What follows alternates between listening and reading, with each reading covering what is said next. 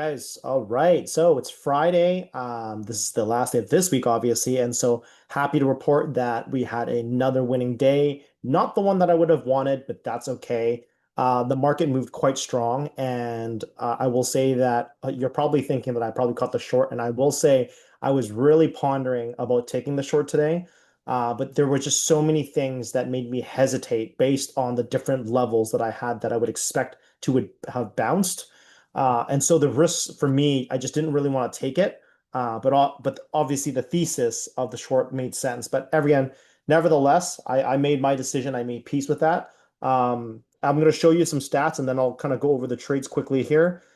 So give me a second here. There you go, trader stats. Alrighty.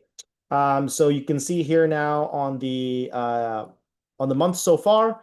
Our account is at $1,281, about an 87% win rate, 27 profit factor, average win of 4.2, and average hold about 24 minutes for the trade. So again, kind of building on that redundancy, but losing trades do happen. Like today, we added an extra L, and you'll see later on in the video where that happens, right? But in the end, though, we are still having 4 straight winning days. More and more, can you see the commonality of the consistency that comes with this path of trading?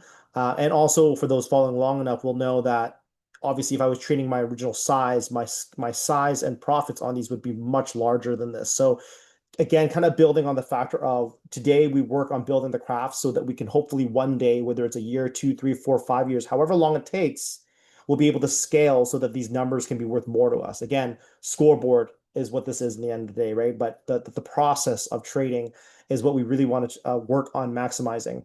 You'll see later on in the video here that I take a long and I get stopped up fairly quickly. A big part of that for me was that I want to see if we could test the overnight open, which obviously didn't fare too well. I really thought that we would have an ability to kind of pull up there, but I got stopped out real quick. But then I waited patiently for the last entry and I held that for a while. And so obviously, I think that obviously in hindsight, as I'm doing this recording, I can see that my target would have hit, but I'm content with where I placed my stop loss because it was the spot that made the most sense to me. And so I made peace with that. So anyways, with that said, I'll let you watch the video so you guys can see where the trades happened, both the winning ones and the losing ones there.